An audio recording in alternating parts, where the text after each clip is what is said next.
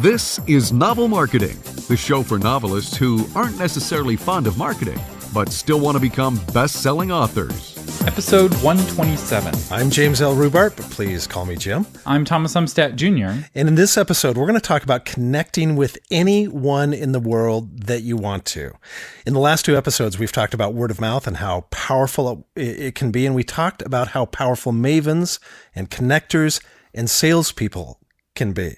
But really the question is, great, how do we meet these people? How do we get into relationship with them? Yeah, if you are a shy person, and this is the episode for you. But first, Jim, I hear there's some major events going on in your life. Rumor is that there's a new novel out. Is this true? That's true. Yeah, it's been a while since I've had a novel out, but my latest just released on February 20th, The Man He Never Was. Well, congratulations. I got an email from Audible announcing the book, which almost never happens. I'm normally like super unhappy with Audible for never telling me when new books come out, but I actually got this one. They actually emailed me. So Audible's very excited about your book, and you narrate it, right, on the audiobook version? I do, yeah. I'm actually the narrator of it, and so I got a chance to do all the voices, and yeah, it was really fun. It was a blast to do that, yeah. So that's cool. So give us a quick pitch. Why should somebody read this book? Well, really, it's a modern reimagining of Dr. Jekyll and Mr. Hyde, which is kind of a classic trope in fiction. And so this was my spin on it. And yeah, I'm really actually, as I was narrating the book, Thomas, I actually had moments where I go, hey, this isn't bad. I kind of like this. So I'm pretty excited about the way it turned out. That's exciting. And Dr. Jekyll and Mr. Hyde, modern versions of that are always a lot of fun. I know the Incredible Hulk is another version of that. I don't imagine your character, though, becomes like super strong and... Well, no, but it's interesting that you bring that up, because not only the Incredible Hulk, but Frankenstein, and I get into in the book, actually, I get into how the influences of Dr. Jekyll and Mr. Hyde, and I actually do bring up the Incredible Hulk in there, because when Stan Lee was putting together the Incredible Hulk, his two influences were Dr. Jekyll and Mr. Hyde and Frankenstein. Those were his two influences when he created the comic. So I touch on that a little bit in the novel. Well, that's awesome. So where is it available? So you can get it just about anywhere books are sold. So certainly Amazon and Books A Million and CBD and Lifeway and. But there's really only one store, and that is Audible. If you can't buy it on Audible, it doesn't exist. That's right. Yeah, that's really the only place you can get it. Exactly. Well, anyway, congrats. You want to dive in? Let's get started with talking about word of mouth. Yeah, let's do it. So as we said at the start of the show, last episode, we talked about how mavens and connectors and salespeople are the most powerful way for us to spread word of mouth about ourselves and our stories. But again, the question is, well, how do we get introduced to them?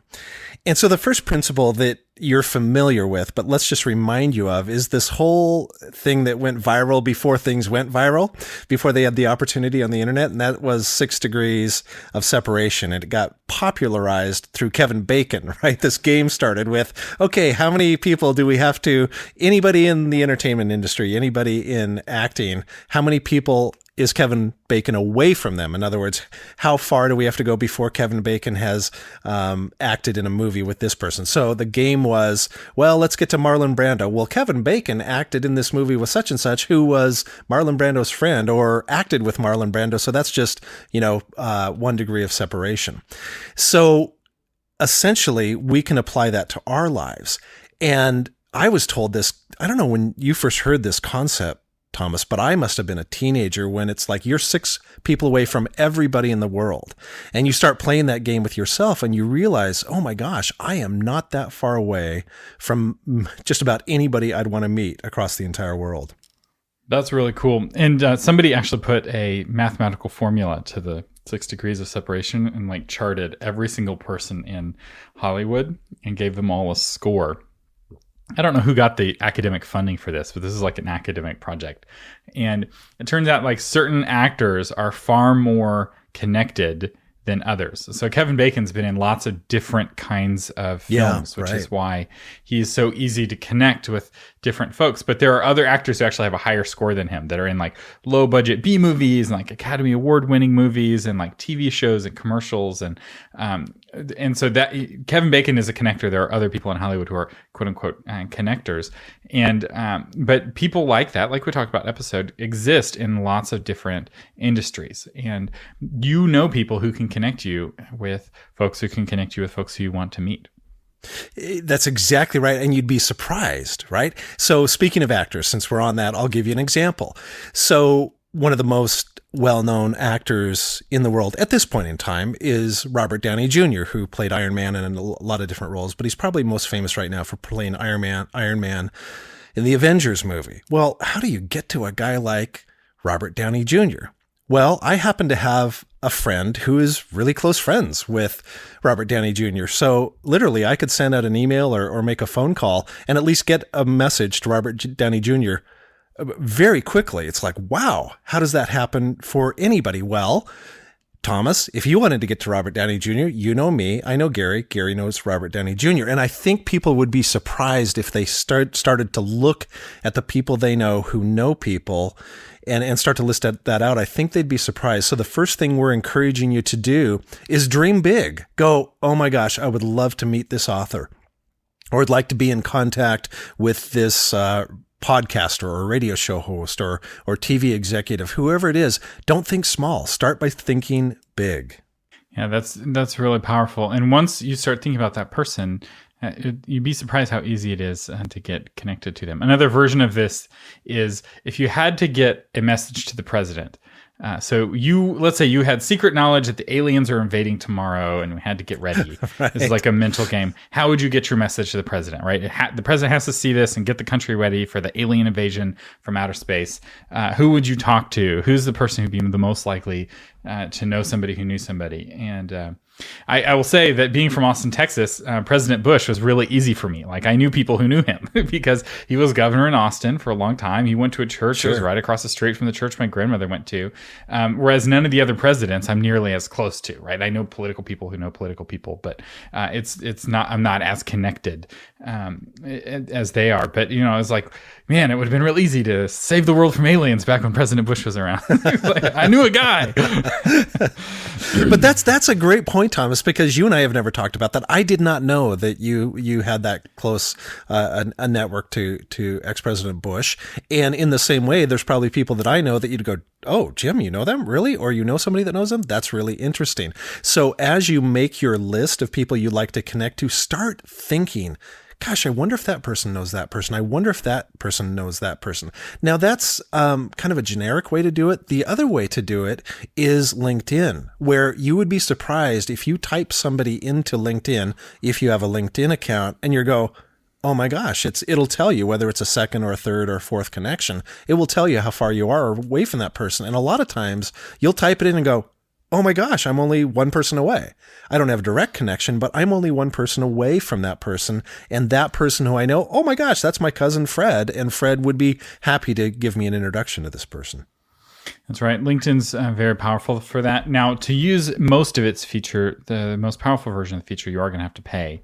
But it will tell you if somebody is connected and perhaps where to start. But they have like a $50 a month plan that will tell you exactly how to get there from here. Although you can get a free trial of that plan, which I totally did one time. I needed to connect to somebody. I signed up for the free trial of premium LinkedIn and then I canceled. So it's useful for that. Yeah, indeed. So Thomas, we're going to take a quick break to give a shout out to Stephen V. He's a listener to the podcast, and he says, guys, awesome podcast for independent authors. It's like getting a free self-publishing seminar every week from a couple of guys who really know the business of marketing books. And Stephen V., thank you for that. We would have loved if you'd given us your website, so we could have given a shout out to that too. But if you have a review, good or bad, for the podcast, go ahead and do that. And we would love to give a shout out to you, your book, and the name of your website as well. Yeah, we really do appreciate your reviews. They are the primary currency that podcasts are measured. So when we're trying to get cool guests on this show, they look at our reviews to see how many reviews we have, to see if we're worth, that people are worth coming in on our show. So if you want to see us be able to get some big name folks, or if you know some big name folks who you think would be great guests, or people with interesting stories, let us know. Feel free to connect them with us, a word of mouth, and also leaving a review will help other people who are trying to get those folks on the show. We'd love to get Stephen King on our podcast. So if anybody knows Stephen King, yeah, we would. we'd love to have Let him. us know. Let us know. So Jim, let's talk about how to do that. So let's say Stephen King, right? We want to get him on the podcast. What would be the steps of going through this process to do that? Yeah, again, you're going to start brainstorming. How can I connect with Stephen King? So let's use Stephen King as an example. How would I get to Stephen King? Well, one way you might go, Jim, do you know Stephen King? And I'd say, gosh, I don't, but I am friends with Jerry Jenkins. And Jerry Jenkins has a great friendship with Stephen King. So you see, boom, it's the connections. I guess what Thomas and I are trying to say is the connections are probably shorter than you think they are.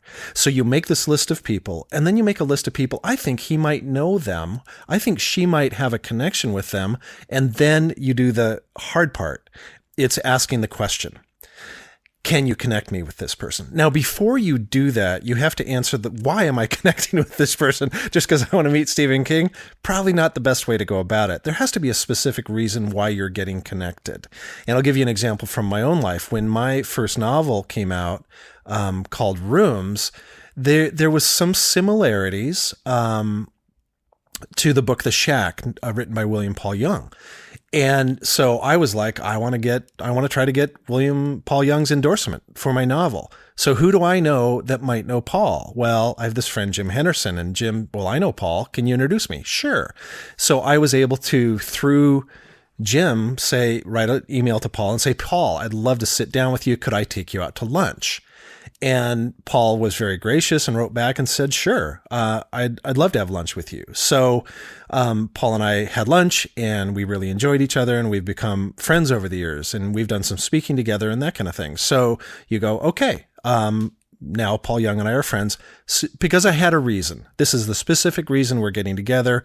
This is my friend Jim who introduced us. And so you see how that can work. And then Paul was recently on Oprah. So all of a sudden, well, I'm one person away from Oprah. So you see how this thing can snowball. I'm not sure if snowball is the right word, but you can see how it can expand your network actually fairly quickly.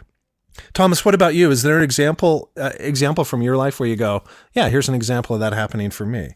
Yeah, so my approach is a little bit different in that I don't go through intermediaries as often.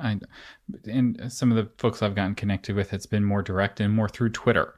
So I found that you can often directly respond to somebody through Twitter, and they may respond back. So the wonderful thing about Twitter being so limited in characters is that while you may not know the email address for somebody you're trying to reach out to, you do know their Twitter handle, and people don't get as many tweets as you might think. They really do read their tweets, unless they're the kind, super top list for person who's getting tens of thousands of tweets. That almost never happens. Even like an athlete, right? You may like, oh, Shaquille O'Neal, he's huge on Twitter. Yeah, and he probably might get a lot of tweets back when he was playing or after he's been on TV, but people aren't necessarily thinking about Shaq all the time and tweeting him. And so if you tweet him during a low busyness time, he may actually read your tweet. And this is what happened with Joanna Penn, how we got her on the show. One of our listeners said, hey, tweeted me and Joanna Penn and said, y'all should interview each other on each other's podcasts. And so I tweeted, I responded, be like, that's great. Joanna, you'd be interested in coming on the Novel Marketing Podcast. She had no idea who we were. She went, I'm sure, and checked how many episodes we had and how many reviews we had on iTunes. And then she tweeted me back, and she's like, yes, I'm interested in coming on the show. And now she's come on the show, and we got a chance to interact with her and realized that she's a really cool person. And, we talked with her beforehand and afterwards, and she's just as cool offline as she is, on air, so to speak. And I had a similar thing happen with Joshua Harris, who wrote the book I Kissed Dating Goodbye. It was a similar book to the book that I wrote. My book was critical of his book, and he reached out to me on Twitter, and that started a relationship. I had him on my radio show. He had me on his documentary, and And that wouldn't have happened if we hadn't, been open to interacting with those first interactions happening on Twitter. Typically what happens is after a couple of DMs, you give each other your email addresses or your phone numbers, and that conversation shifts. But my approach to reaching these influential folks has been different. It's been more Twitter-based. And I will say, I'm not a big Twitter person. I don't tweet very much. For those of you who follow me on Twitter, I tweet maybe 3 times a month, twice a month. And most of the time it's I will be tweeting at a brand, right? I'm unhappy or happy about a big brand. I don't like blast to the world all the things. I try to do a better job of posting a tweet when we have new podcast episodes up. But other than that, I'm not that active on Twitter, but I do use it as a way of connecting with folks who I wouldn't normally be able to connect to. That's nice. I love that. Now, Thomas, we get to the most difficult part of it, which we touched on a few minutes ago, and that is having the nerve to ask, right? It's like we're nervous. Well, how do I reach out to this person? And if you've never done it before, especially, and again, most of us writers are introverts, so Thomas and I get that. So it is the hardest part. And the reality is you will strike out. But on the other hand, you'll get base hits and you'll get doubles and you'll get triples. And sometimes you'll hit a home run where you will connect with that person that you were really hoping to connect with. So I guess we give you permission to go, I'm not sure I want to do this and it's going to be hard. But our challenge to you in the next week, we would like to challenge you to reach out to 3 people in the next week that you thought, okay, there's no way I can get in touch with them. So try the various methods that we've suggested. And actually, we would love to hear from you if you have success in making a connection, or even because sometimes these connections take a while. They don't always happen instantaneously. In fact, most of the times they do not happen instantaneously, but we'd love to hear about your process. And one more tip on reaching out to folks is that your first interactions with somebody shouldn't be asking them for a favor, right? If, we have people contact us all the time and they're like, hey, I want to come on your podcast and talk about my book. It's like, well, we don't know who you are. We don't know if your book is any good. Why should we have you on our podcast? And often it's very obvious that they've never listened to our podcast. Whereas, when we had Joanna on, the first time she came on, it was about content marketing. She wasn't selling anything. And then we had her on to talk about her book, right? We didn't, even with Joanna Penn, we didn't have her on to talk about her book the first time. And so when you reach out to somebody, you can't be asking for something the first time. When I reached out to Joanna Penn the first time, I didn't ask, hey, can I come on your show? I asked her to come on our show, right? I was doing her a favor. I was like, we will introduce you to our audience. And so think about ways that you can offer them something first and start to build that relationship. You are somebody's going to give you something much more likely if you've given them something first. And it may be that you just comment all the time on their blog and you're, very encouraging to them and you're their biggest fan. That sometimes can be really powerful, but often what you're offering is unique to that person. And if you're trying to reach out to an author, one of the easiest ways is to offer to be one of their beta readers or on their launch team. Authors often give much more access to their launch team than they do to anybody else. So you're much more likely, you've been helping them launch some books and then you ask them a favor, they're more likely to give you that favor after you've done something for them first. So if you want to get heat out of a fire, you have to first put heat into cold wood. If you want to get grain out of a field, you must first sow grain into the field. And you can't complain to a dry log that it's not giving you heat if you haven't put heat into the log first. That's so good, Thomas. I'm so glad you brought that out, because you've heard Thomas and I say multiple times when you go to a writing conference, for example, do not think contracts, think contacts. In other words, think about building relationship. And ultimately in this life, really, is it about the money? Boy, I sure hope not. It's about the richness of relationship. And so if you go into these contacts or making this attempt to connect with people with the attitude of, what can I give back? Why does this relationship make sense? Think of them as a friend rather than you're going to do this for me. Oh my gosh, it'll go so much further. And in the end, a lot of the contacts I've made over the last 8-9 years, people I've really wanted to connect with, the richness of the relationship is not what they can do for me. The richness of the contact is not what they can do for me. The richness is the relationship and the friendship that has come out of this. Yeah, that's really powerful. Treat people like people. And often celebrities don't get treated like people. I knew this one young lady, and some celebrity had, her husband had died, and she's like, oh, I want to write her a note, to encourage her, in her grief, a sympathy card. It's like, why would you do this to this celebrity? It's like, and she was in radio. She was a known person, and she knew what it was like. And she's feeling grief just like anybody else. And sometimes it can be very lonely at the top, and just being there and treating them like a human rather than treating them like a guru or a god, which is often how we act around celebrities. I found that that's very craved. If somebody's just friendly to you and they're not constantly wanting something, or you're afraid when are they going to ask, that's very appealing in people. And realize that celebrities are normal people too, and they can have their feelings hurt, and they can appreciate compliments, and they appreciate genuineness just like the next person.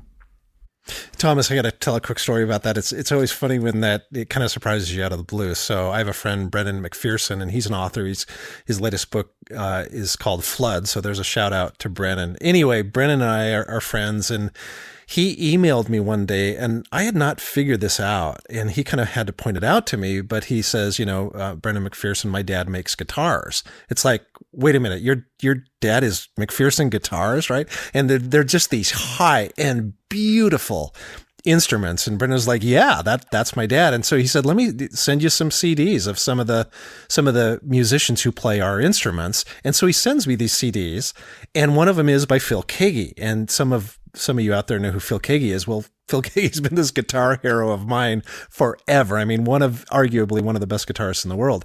And I'm like, oh my gosh, I gotta tell you. I wrote back to Brendan. I said, I gotta tell you, thank you so much for sending these CDs. And the Phil Keaggy CD, are you kidding me? He's a hero of mine, and I just love his music, and it's done so much for me over the years. And so I get an email back from Brendan. Oh, I don't know, 3 or 4 days later, he goes, hey, yeah, I was on the phone talking to Phil about something. He really appreciates the fact what you said. It's like, Phil Keaggy, you told Phil Keaggy that I like his music, right? And so we don't realize that even these people who we might hold up in just high esteem are just regular people, and they love to connect with people who they've touched. So we know that reaching out to people is intimidating. And so what we've done is Jim has created a special tool to help you. And we're going to give this to you for free. We'll have it on our website at novelmarketing.com/127 for the show notes for this episode. So Jim, tell us about this tool and how it'll help people grow their network. Well, it's a great idea I'm going to contact these people. But unless you have some data on what you want to accomplish, unless you have a list that you can go back to and note, oh, this is where I'm at, this is where I sent when I sent it out, this is follow-up. Unless you have something where you go, this is a priority person, it's hard to motivate yourself to do it. So simply put, this spreadsheet will have a column where you can put in the people you'd like to contact. Then it will have areas for you to say, this is the person that might know this person.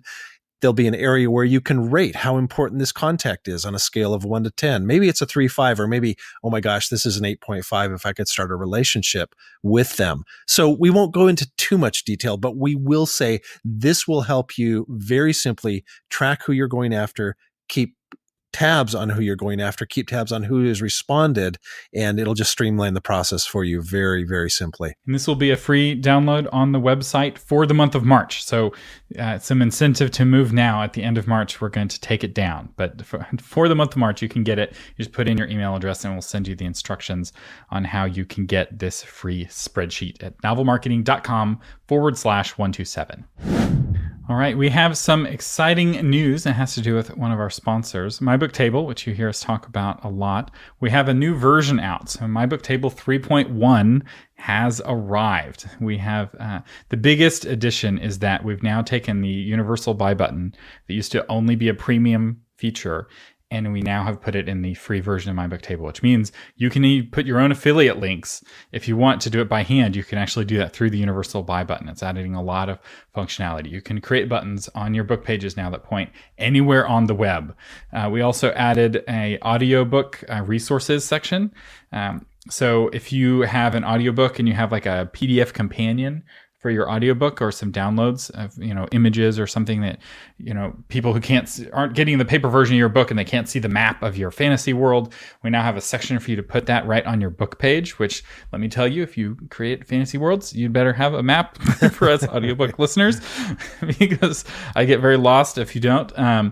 So we have also improved some search and some fiddly details, but another couple of cool features that we added is we've added Powell's affiliates and IndieBound affiliates. So if you have your book on Powell's or on IndieBound, you can now get affiliate money from those as well as from Barnes & Noble and Audible and Amazon and all the others. So like we basically support every bookstore that we know of that has an affiliate program is now supported through My Book Table.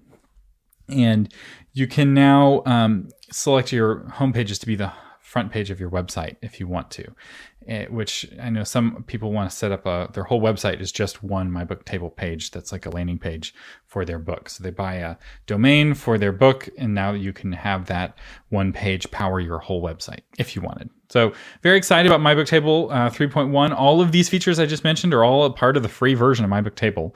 They're also in the paid version, but anyway, you can find out. Wait a minute, Thomas. Hold on, Thomas. I got to interrupt you. Did you just say this is free? Yeah, these features are all free. That's a very good price. Yeah, we have premium features still that because we have to actually pay the bills, but we've added all these features to the free version. So everyone will get these. It's an automatic update, and if you're already using My Book Table, just click the update plugin button if you haven't already, and all of these features and more will be added into your instance of My Book Table. And if you want to check out My Book Table, you can get it at mybooktable.com. mybooktable.com. No reason not to get this plugin for your WordPress website.